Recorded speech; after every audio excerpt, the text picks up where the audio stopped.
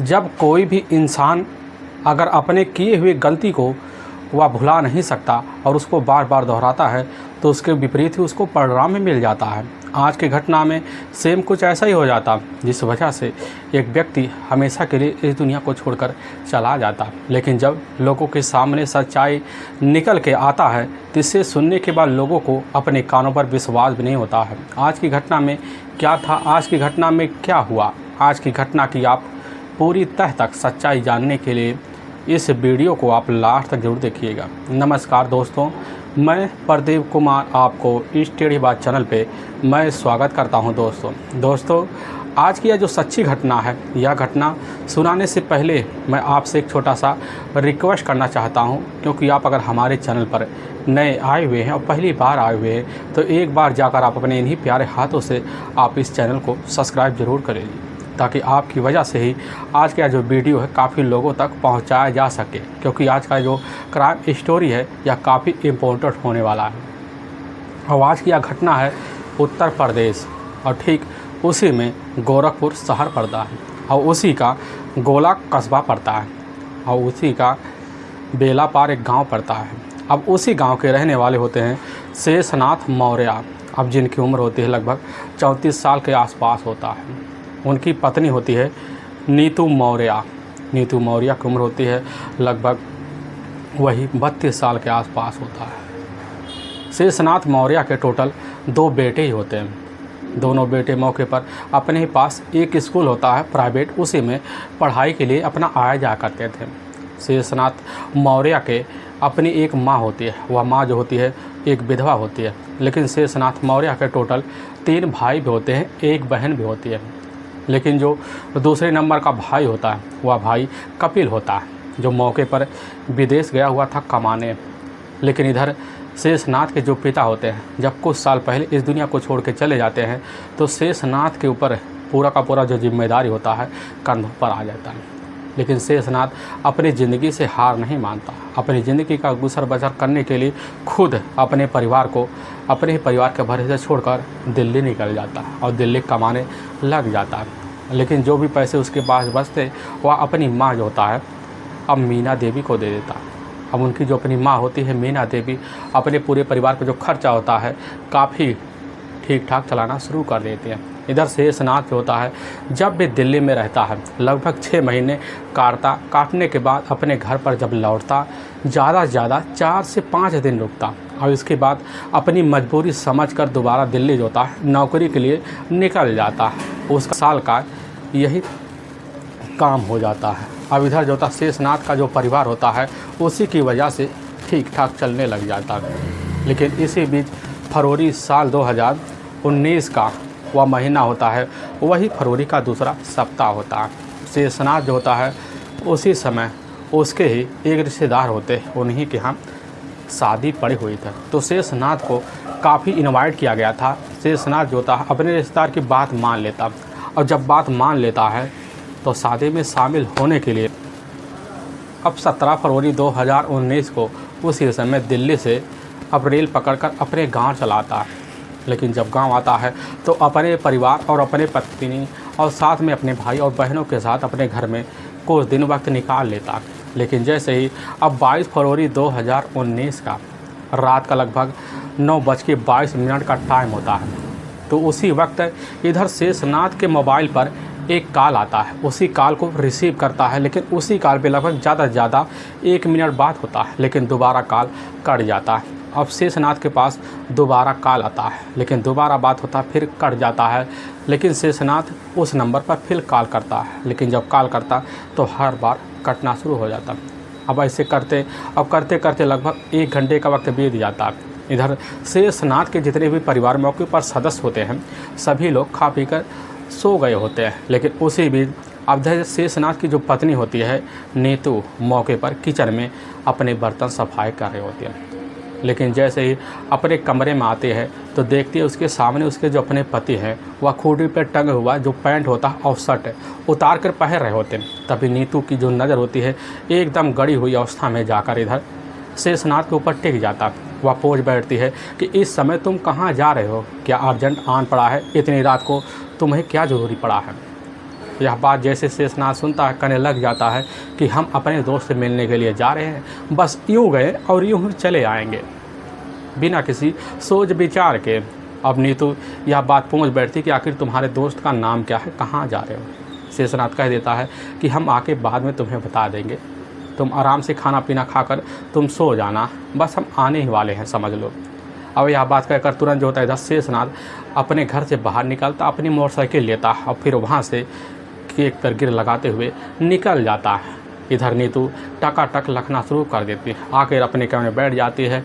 लेकिन जैसे ही रात का 12 बजे के आसपास टाइम होता है, नीतू को नींद नहीं आता और नीतू अपने पति शेषनाग का रास्ता रखना शुरू कर देती, लिखने लग जाती है। लेकिन जैसे ही कॉल करती है, कॉल करने के बाद मोबाइल जो होता है नीतू के जो अपने पति होते हैं उनका बंद बता देता है, जिस वजह से नीतू काफ़ी ज़्यादा हैरान रह जाती है कि आखिर इतना जल्दी अभी हमारे पति का मोबाइल स्विच ऑफ कैसे हो गया। अभी तो मोबाइल कुछ देर पहले ही चार्ज पे लगाए थे और निकाल के ले गए होते हैं। नीतू जो होती है दोबारा कॉल करती है, लेकिन हर बार वह बंद बता देता है। उसके मन में कुछ शंकाएँ हो जाती हैं कि आखिर हो सकता है उनका मोबाइल किसी वजह से स्विच ऑफ पड़ गया हो, या हो सकता है उन्हें फंक्शन में जो पहुँचे हुए हैं वहाँ दिक्कत हो, इसी वजह से स्विच ऑफ कर लिया हो। अब नीतू तब भी अपने पति शेषनाग का रास्ता लगती है, लेकिन लगते लगते 2 घंटे का वक्त और बीत जाता है। तभी उसकी नींद जो होती है एकाएक उसकी आंखों में आ जाती है, जिसकी वजह से वह सो जाती है। वह सोच लेती हो सकता है रात में अपने कमरे में आए, आराम से सो जाए, और इसीलिए नीतू जैसे सोती है और जैसे भोर का टाइम होता है उसी वजह उसकी आंखों के सामने धूप की जो रोशनी होती है हल्की हल्की पड़ना शुरू हो जाता है, क्योंकि उस समय थोड़ा बहुत ठंडी तो पड़ ही रहा होता है। अब जैसे रोशनी पड़ती है तो उधर नीतू उठ खड़ी होती है, अपने पति के चारपाई पर उसकी निगाह पड़ती है। पता लगता है उसका जो अपना पति होता है वह तो अपने चारपाई पर है नहीं, और उसी वक्त उसके मन में आशंकाएं जन्म ले लेती है। तुरंत ही अपनी सास जो होती है अब मीना देवी के पास जाती है। वहाँ जाने के बाद उनसे उनके बेटे के बारे में बताने शुरू कर देती है। मीना देवी कह देती है कि आखिर जो होता है शेषनाग किसके पास गया है। अब इधर नीतू कह देती है कि हमें नहीं बता के गए, वह किसके पास जा रहे हैं। अब इधर मीना देवी भी परेशान हो जाती है कि आखिर सुबह का टाइम हो गया, अभी तक हमारा अपना बेटा लौट के क्यों नहीं आया, कहाँ चला गया। अब इधर मीना देवी और साथ में नीतू जो होते हैं तलाशी करने के लिए पहले अपने पड़ोसी के पास जाते हैं, उनसे पूछने लग जाते हैं कि हो सकता है पड़ोसी को कुछ बता के गया हो, लेकिन पड़ोसी भी कुछ बतलाने से इधर शेषनाग का इनकार कर जाते हैं। इधर नीतू और साथ में मीना दोनों मिलकर अब गांव में जाकर घर घर तलाशी करते हैं, लेकिन कहीं पर जो होता है शेषनाग का अता पता नहीं चलता है। ऐसे तलाशी करते करते लगभग पूरा का पूरा दोपहर का वक्त हो जाता, और तभी नीतू और साथ में मीना काफ़ी ज़्यादा परेशान हो जाते। उनके मन में काफ़ी आशंकाएं जन्म ले लेते हैं, जिसकी वजह से तुरंत ही मीना देवी अपने कुछ पड़ोसी को, अपने कुछ सहसी को साथ लेते हैं और अपने ही नज़दीकी पुलिस थाना जो होता है अब गोला पहुंच जाते हैं। थाने पहुंचने पर उन्हें पता लगता है कि यहाँ पर SHO अधिकारी होते हैं नाजिर हुसैन, वहीं पर मौजूद होते हैं। उन्हीं के सामने इधर जो होती है अब जाकर मौके पर मीना देवी अपने बेटे गुमशुदा की सारी आपबीती बता देते हैं, और जब बताने लग जाती है तो वहाँ नाजिर हुसैन होते हैं। उसी समय अब मीना देवी से और साथ में नीतू से दोनों से कुछ बातें करते हैं। बातें करने के बाद मीना देवी से तुरंत ही अब उसी समय शेषनाग का फ़ोटो लेते हैं, हुलिया का पूरी जानकारी लेते हैं। लेने के बाद शेषनाग का मोबाइल नंबर लेते हैं और अपने पास रख लेते हैं, और उसी समय मीनू की तहरीर पर उनका जो अपना बेटा होता शेषनाग का गुमशुदा का मुकदमा दर्ज कर लेते हैं। दर्ज करने के बाद इधर मीना देवी और साथ में नीतू अपने अपने घर चले आते हैं, और अपने तरीके से मीना देवी और साथ में नीतू काफ़ी तलाशी करते हैं। यहाँ तक कि मीना देवी के जो अपने पुराने रिश्तेदार होते हैं उनके यहाँ भी फ़ोन कर लेते हैं, और इधर जो होता है शेषनाग के जितने भी दोस्त होते हैं उनके घर इधर मीना देवी और नीतू दोनों अपने साथ साथ उनके घर पहुंचते और अपने बेटे के बारे में जानकारी लेते, तो वहाँ पर भी नहीं पता चलता। इधर पुलिस की टीम जो होती है अब शेषनाग की जानकारी लेने के लिए लग जाती है, और जब लग जाती है इधर पुलिस की टीम सबसे पहले शेषनाग का जो फ़ोटो होता है अपने जितने भी नज़दीकी पुलिस थाने होते हैं, लगभग 26 के 26 पुलिस थाने होते हैं, सब में शेषनाग का जो फ़ोटो होता है वह सर्कुलेट करवा देते हैं, हुलिया नाम पता दर्ज करवा देते हैं, ताकि अगर कहीं भी किसी व्यक्ति को शेषनाग के बारे में पता चले तुरंत ही वह हमारे थाने को खबर दे सके। अब वहाँ पर एसएचओ जो नाजिर हुसैन होते हैं उसी समय इस केस को और कड़ाई से जांच पड़ताल करने के लिए अपनी टीम का गठन कर देते हैं और लग जाते कि जल्द जल्द जो तक कैसे न तैसे कर शेषनाथ का पता चल जाए। लेकिन ऐसे तलाशी करते करते दूसरे दिन का वक्त आ जाता है और जब 24 फरवरी 2019 का वही दोपहर का टाइम होता है तो उसी बीच वहाँ जो एसएचओ होते हैं अपने थाने में बैठे होते हैं नाजिर हुसैन, उन्हीं के पास एक पुलिस कांस्टेबल का फ़ोन आता है। वह कहने लग जाते हैं कि साहब हम जो होता है गगहा पुलिस थाने से बोल रहे हैं और हमें एक बाइक मिली हुई है जो मौके पर जो रियाव जो गांव पड़ता है उसी के बगल एक मोड़ है, वहीं पर मोटरसाइकिल लवारिस हालत में मिली हुई थी। लेकिन उसी में डिग्गी जो होता है कुछ रजिस्ट्रेशन कागज़ होते हैं, उसी कागज़ में लिखा होता है व्यक्ति शेषनाथ मौर्य जो बेलापार गांव गोरखपुर का ही लिखा होता है। अब वहाँ के एसएचओ अधिकारी जो होते हैं नाजिर हुसैन जैसे आप बात वहाँ के सिपाही से सुनते हैं तुरंत ही कह देते हैं ठीक है, वह जो बाइक मिला हुआ है आप तुरंत ही हमारे थाने में लाइए। वहाँ के जो इंस्पेक्टर होते हैं इस बात को मानते हैं। मानने के बाद कुछ ही घंटों के अंदर वह जो बाइक होता है वह उसी समय गोला पुलिस थाने में ले आते हैं। अब नाजिर हुसैन सर जाते हैं, बाइक को देखते हैं, कागज़ देखते हैं, उनको पूरा यकीन हो जाता है कि यह जो बाइक होता है यह बाइक तो सही में शेषनाथ मौर्य का हुआ है।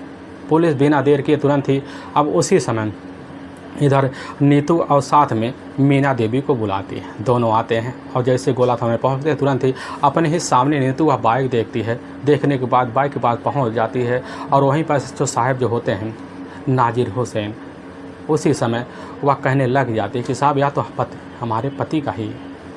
यह बात जैसे ही वहाँ से सुनते कहने लग जाते हैं यह जो बाइक है ना यह बाइक गगहा जो थाना पड़ता है और उसी में रिया गांव पड़ता है, उसी के बाहर जो होता है एक मोड़ है, वहीं पर यह बाइक लवारिस हालत में मिला हुआ था।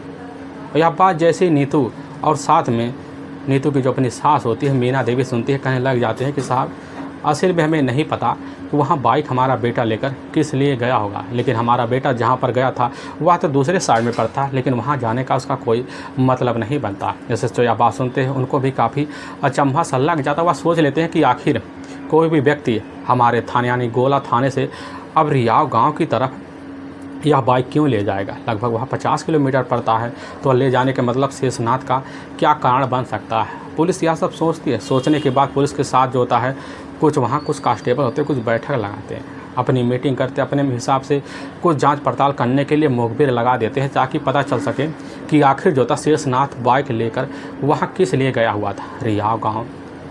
यह जानकारी के लिए खबरी भी लग जाते हैं। जब मुखबिर लग जाते हैं काफ़ी कड़ी मेहनत करते हैं, उनका जो मेहनत होता है जल्द से जल्द रंग लाता है। तभी एक मुखबिर होता है वह तुरंत ही जो से सोचे हैं नाजिर हुसैन के सामने आता, कहने लग जाता है कि साहब असल में इसी गांव की रहने वाली होती है संजीव मौर्य।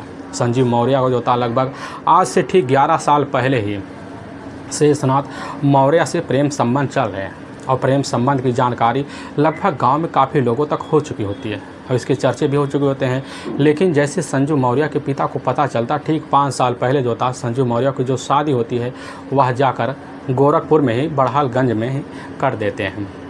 करने के बाद भी इधर जो होता है संजू और साथ में शेषनाथ मौर्य को दोनों का मिलना जुलना होता है। पुलिस यह सब बात जैसे सुनते उसी समय बिना किसी देरी के सबसे पहले जो होता है शेषनाथ जो मौर्य का जो मोबाइल नंबर होता है जिस रात लास्ट कॉल किया गया होता है पुलिस के बाद पता होता है। बिना देर के पुलिस शेषनाथ मौर्य का मोबाइल नंबर का पूरा CDR डिटेल निकाल लेते हैं और जब पूरा CDR डिटेल निकाला जाता है तो उसी में एक नंबर चौंकाने वाला आ जाता है, क्योंकि वह उस नंबर पर जो बात किया था वह बात लगभग रात को 10:30 बजे के आसपास हो गया था। और जब पुलिस उस नंबर के गहराई से जांच पड़ताल करती है पता लगता वह जो नंबर है वह नंबर किसी रामशरण मौर्य का है, बड़हालगंज के ही रहने वाला है। अब पुलिस जैसे अब पता पाती है वो पहले अब जो होता है शेषनाथ की जो अपनी माँ होती है मीना देवी के पास जब जाती है उनसे कहने लग जाते कि आखिर यह रामशरण है कौन। तो हम मीनू कहने लग जाती है कि साहब हमें नहीं पता रामशरण है कौन। अब इसीलिए पुलिस अब खबरी के ऊपर और दबाव मार देती है।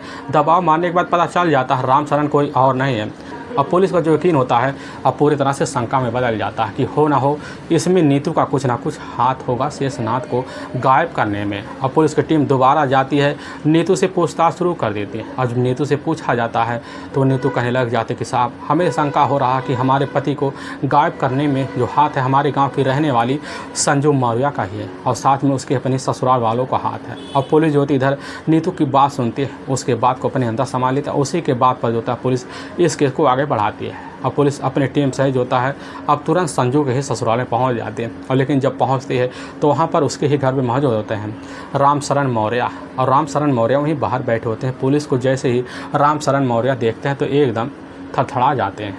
और उधर HSO साहिब होते हैं नासिर हुसैन, वह देखते हैं रामशरण मौर्य को। तुरंत ही उसकी शक्ल को देखकर उनको कुछ भनक लग जाता है, इसीलिए कुछ बाहर टीम खड़ी कर देते हैं, अंदर जाते हैं। अंदर जाने के बाद रामशरण मौर्य भी साथ जाता है। रामशरण मौर्य वहाँ साहब से कह देता है कि साहब क्या बात है। रामशरण मौर्य की बात सुनते ही साहब कह देते हैं कि एक बार हमें हमारे ही सामने संजू को बुलाया जाए।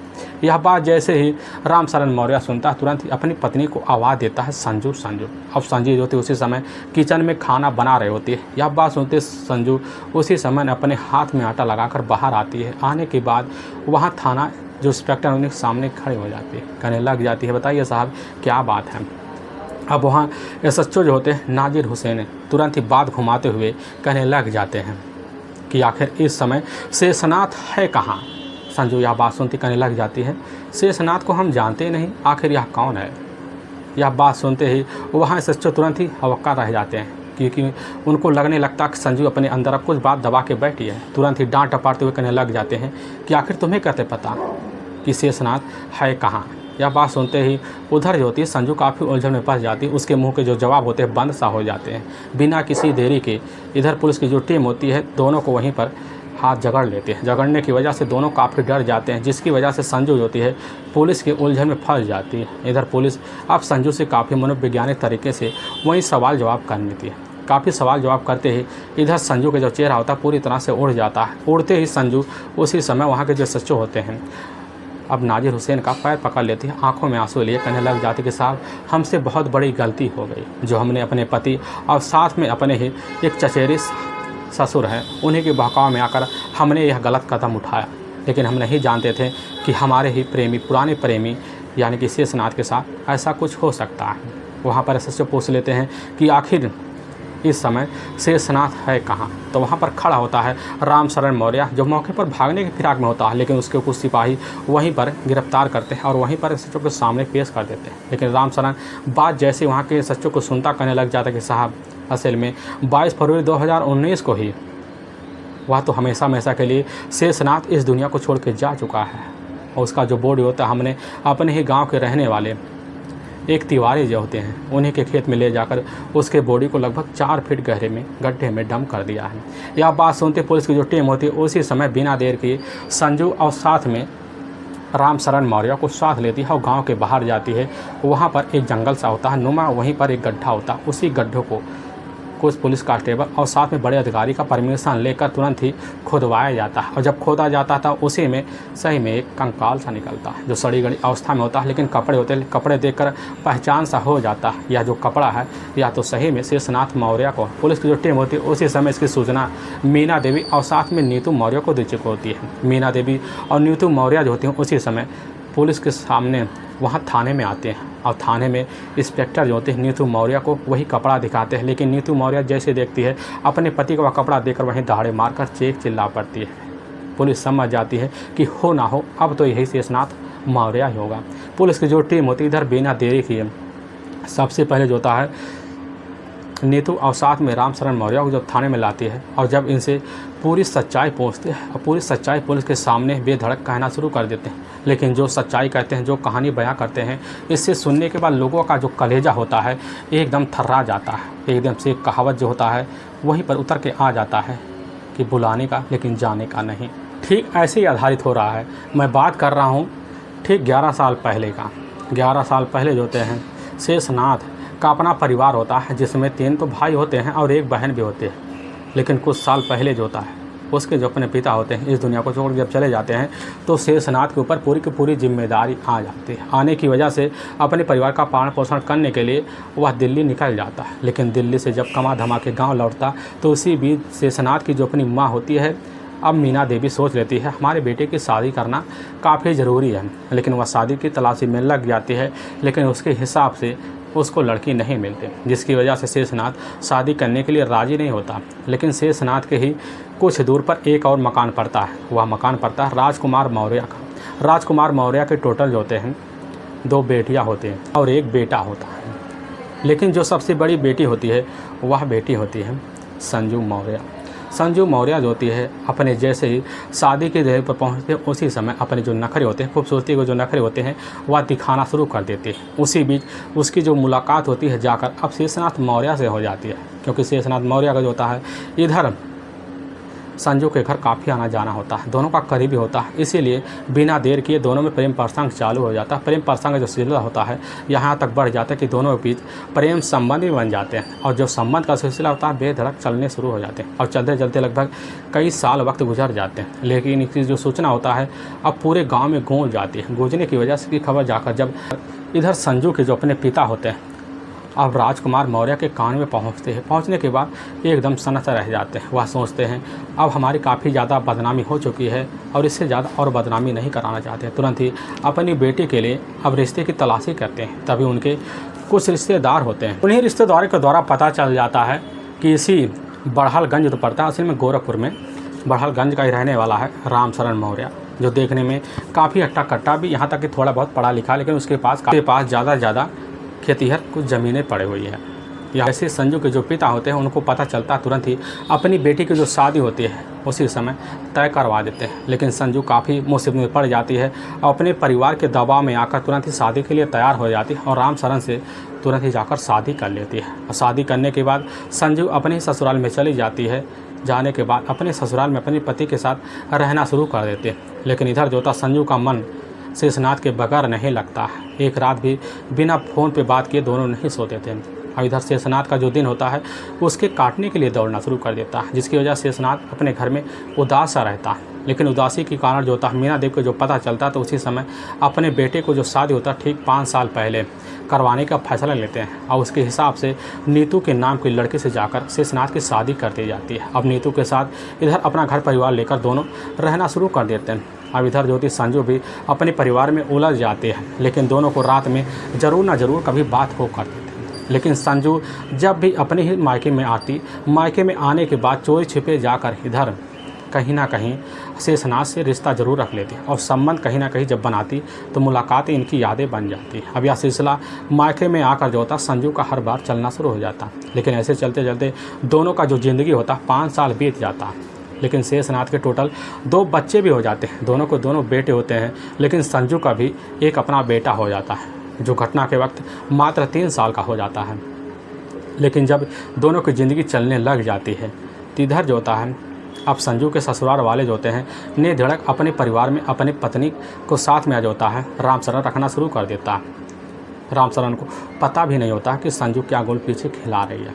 तब एक दिन दोपहर का टाइम होता है, उसी बीच रामशरण जो होता है अपने काम से वापस लौट आता है। लौट आने के बाद काफ़ी थका मारा होता है, जल्दी से सो जाता है। लेकिन रात को जैसे ही रामशरण को 10 बजे नींद काफ़ी तगड़ी आती है तो उसी बीच संजू का जो मोबाइल होता है वह बज उठता है। अब बजते ही संजू वह कान पे लगा लेते हैं और चोरी छुपे वहीं पर कोने में जाकर बात करना शुरू कर देते हैं। लेकिन रामशरण का नींद खुल जाता है और जैसे उसका हाथ अपने बेड के दाएं तरफ पहुंचता है देखता है कि बेड पे संजू तो है नहीं। काफ़ी सन सर जाता उठता है और जैसे दरवाजे के पास जाता है तो वहाँ पर एक फुसफुलाने की आवाज़ आता है। उस आवाज़ को काफ़ी ध्यान से सुनता है, लेकिन उसे भी संजू को नज़र होती है, पीछे पड़ जाती है, देखती है कि हमारा जो पति हुआ तो हमारे सामने खड़ा हुआ है, ना कुछ बोल पाती ना कुछ बाल पाती है। और उसी समय रामशरण आता है, अपने बेड पे सो जाता है क्योंकि काफ़ी गहरी नींद आ चुकी होती है। लेकिन संजू जो होती है काफ़ी दड़दड़ाक से डर जाती है। डरने की वजह से आकर अपने बेड पे सोती है। लेकिन सुबह का जैसे ही टाइम होता है तो उसी वक्त रामशरण तुरंत ही उठते ही अपनी पत्नी से पूछ बैठता है कि आखिर रात में किसका फ़ोन आया था, हमें पूरी तरह से बता दो, इसमें हम तुम्हारे साथ कोई ज़ोर ज़बरदस्ती नहीं करेंगे। यह बात सुनते ही संजू एकदम हवकअप कर रह जाती है। 1-2 बार तो इग्नोर करती है। लेकिन इधर रामशरण जैसे ही अपना कुछ अंजाम दिखाता है अंजादवाह दिखा देता है कि जिसकी वजह से संजू को डर सा लग जाता और संजू अपने पति के सामने पैर पकड़ लेते, पैर पकड़ते ही कहने लग जाते हैं कि हमारा जो था हमारे ही गांव का रहने वाला शेषनाथ के साथ लगभग आज से 11 साल पहले से प्रेम संबंध चल रहे हैं और यह संबंध की बातें किसी को भी नहीं पता होता। लेकिन इसी संबंध की बात जब हमारे घर परिवार और हमारे पिता को पता चलता है तो हमारी सारी जोर जबरदस्ती जो होता है वो आपसे करवा देते हैं। यह बात जैसे ही रामशरण सुनता है उसे अपनी पत्नी से कह देता है कि इस बात की जिक्र तुम्हें हमसे पहले करना था, लेकिन आज भी हम तुमसे कह रहे हैं कि तुम इसी वक्त अगर अपने पति को छोड़ना चाहती हो तो छोड़ दो और जाकर अपने प्रेमी से शादी कर लो और अपने बच्चों को ले जाकर साथ में रखो। यह बात जैसे ही संजू सुनती है, सुनने के बाद अपने बेड पे बैठती है। दोपहर का टाइम हो जाता, सोच सोच कर परेशान हो जाती है। दोबारा अपने पति के पास जाती है, माफ़ी मांगना शुरू कर देती, कहने लग जाती है कि हमसे बहुत बड़ी गलती हो गई, अब दोबारा हम इस गलती को दोहराएंगे नहीं। आखिर हम अपने 3 साल बेटे को लेकर अब कहाँ जाएंगे, हमें कौन रखेगा। रामशरण कहता है कि तुम अपने उसी पुराने आशिक के पास जाओ, लेकिन इधर संजू काफ़ी गिड़गिड़ाती है और गिड़गिड़ाने की इस अवस्था को देखकर रामशरण भी सोच लेता है चलो हम माफ़ कर देते हैं। वह कह देता है लेकिन माफ़ तब करेंगे जब तुम्हारी एक शर्त मानोगी। और वह शर्त सुनते ही इधर ज्योति संजू कह देती है कि बताइए शर्त आपकी क्या है, हम हर कदम आपकी शर्त मानने के लिए तैयार हैं। रामशरण कह देता है कि तुम उसको जोता है आज शाम के टाइम फ़ोन कर इसी वक्त बुलाओ। लेकिन खुदा ना खास्ता उस समय जो होता है शेषनाथ दिल्ली से मौके पर कमा कर ठीक 4 दिन पहले लौटा हुआ था और 22 फरवरी 2019 का वही शाम का टाइम होता है जिस वक्त यह सब काम हो रहा था। तो जैसे शाम का वही लगभग रात का 9:30 बजे के आसपास टाइम होता है, इधर ज्योति संजू अपना मोबाइल लेते हैं। लेने के बाद तुरंत अपने आशिक शेषनाथ मौर्य के मोबाइल पर कॉल कर देती, कहने लग जाती है कि तुम इसी वक्त बल्हाड़गंज आ जाओ और हमारे ही कमरे में आना, क्योंकि हमारा जो अपना पति है वह एक रिश्तेदार के यहाँ गए हुए हैं और वहाँ पर काफ़ी टाइम लगाएंगे, सुबह आएंगे, हमारे पास काफ़ी अच्छा समय का है। यह बात जैसे इधर शेषनाथ सुनता है, सुनने के बाद एकदम खुशियों से उछल सा पड़ता है। वह सोच लेता है काफ़ी दिनों बाद आज हमारी मुलाकात होने वाली है। यह मुलाकात को और यादगार बनाने के लिए शेषनाथ तुरंत जो होता है उसी समय कपड़े पहनना शुरू कर देता है। लेकिन जैसे ही रात का 10:30 बजे के आसपास टाइम हो जाता है, उसी बीच उसकी जो अपनी पत्नी होती है नीतू, अब नीतू आती है, देखती कपड़े पहनते हुए कहने लग जाती है कि आप कहाँ जा रहे हैं। और इस समय अब वहीं पर शेषनाथ अपने पत्नी नीतू से कह देता है कि हम जा रहे हैं, कुछ अर्जेंट काम है, हमारा दोस्त ने हमें बुलाया हुआ है। अब नीतू ये बात सुनती है, कहने लग जाती है ठीक है तुम जाओ जल्दी चले आना। और उलझा के वहाँ से जो होता है शेषनाथ अपनी बाइक लेता है। बाइक लेने के बाद जो होता है उसी समय अब बड़हलगंज के ही गांव में पहुंच जाता है और गांव में पहुंचता देखता है कि पूरी तरह से सन्नाटा पहरा हुआ है और खुशी खुशी अपनी जो बाइक होता है घर के सामने ही एक कोना होता है उसी कोने में खड़ा कर देता है और घर के अंदर दाखिल हो जाता। देखता है कि संजू ज्योति अपने ही बेड पर बैठी हुई है और बेड पर देखते ही तुरंत ही एकाएक बिना आगे पीछे सोचे समझे इधर शेषनाथ जो होता है एकाएक टूट पड़ता है। लेकिन टूटते हुए वहीं पर पीछे छुपी हुई अवस्था में खड़ा होता है रामशरण मौर्य तुरंत ही बिना कुछ सोचे समझे वह भी अपने हाथ में एक लिया हुआ टेढ़ा डंडा होता है, उसी डंडे से काफ़ी जोरदार प्रहार करता है, जिसकी वजह से उसी समय शेषनाथ मौर्य अपना सर पकड़ लेता है और ज़मीन पर गिर जाता है। और रामशरण मौर्य तुरंत ही अपने बड़े भाई विजय को उसी समय आवाज़ देकर अपने कमरे बुलाता है। बुलाते ही अब इधर विजय जो होता है रामशरण मौर्य का साथ देते हुए दोनों मिलकर अपने हाथ में एक वहीं पर लालवन रस्सी लेते हैं। उसी रस्सी को लेकर उसी समय ले जाकर शेषनाथ के गले में लगा लेते हैं। लगाते ही तुरंत ही जोर से खींच ले, जिसकी वजह से वहीं शेषनाथ मौर्य की मौत हो जाती है। मौत होते ही तुरंत ही उसी समय संजू को ले जाते एक कमरे में बंद कर देते हैं। बंद करने के बाद वह इस लाश को ठिकाने लगाने के लिए एक प्लान बनाते हैं। उसी प्लान के तहत उसी समय विजय और साथ में रामशरण साथ में विजय दोनों मिलकर यह जो होता है शेषनाथ मौर्य का जो होता है बॉडी, उस बॉडी को ले जाकर उसके ही बाइक पे लाद देते हैं। अब लादने के बाद बाइक चलाते चलाते गांव के बाहर जाते हैं तो देखते हैं मौके पर सुनसान जगह पड़ा हुआ है। सुनसान जगह देखकर वह तिवारी के खेत में ले जाते हैं। वहीं पर लगभग 4 फुट का गड्ढा खोदते हैं। उसी गड्ढे में ले जाकर इधर शेषनाथ के बॉडी को डंप कर देते हैं, लेकिन उसी के ऊपर काफ़ी सारे नमक डाल देते हैं ताकि जल्द जल्द बॉडी गल जाए। नमक डालने के बाद जो होता है चाबी का जो गुच्छा होता है उसी में रख देते हैं और वहाँ पर बाइक भूल के पैदल ही चले आते हैं। लेकिन वह नहीं जान पाते यह बाइक जो होता है हमारा ही पुलिस के थाने में पहुंचने का सबसे बड़ा कारण बनेगा। आकर अपनी ज़िंदगी आराम से गुजारने लग जाते हैं। लेकिन वाकई में दोस्तों पुलिस के सामने जब यह सच्चाई जो होता है इधर अब संजू और साथ में राम शरण मौर्य की तहरीर पर आता है तो पुलिस की जो एक टीम होती है उसी समय अब विजय की तलाशी करती है, लेकिन पुलिस के हाथ विजय नहीं लग पाता। लेकिन पुलिस की जो टीम होती है इधर अब साथ में संजू और राम शरण मौर्य को ले जाती है, वहाँ के कोर्ट में पेश कर दिया जाता है। कोर्ट में इन दोनों के ऊपर लगभग घटना के 20 दिन बाद यानी कि 14 मार्च 2019 को ही जब कोर्ट में पेश किया जाता है तो इन पर काफ़ी गंभीर मुकदमा दर्ज करके ले जाकर हमेशा के लिए जेल के सलाखों के पीछे डाल भी दिया जाता है। दोस्तों, हम इस घटना का सुनाने का उद्देश्य किसी को परेशान करना नहीं है और ना ही किसी के दिल को ठेस पहुंचाना है, बल्कि आपको यह बताना है कि आप जहां भी रहें आप सावधान और सतर्क जरूर रहें। दोस्तों फिर मिलेंगे नेक्स्ट वीडियो लेकर, तब तक के लिए जय हिंद और जय भारत।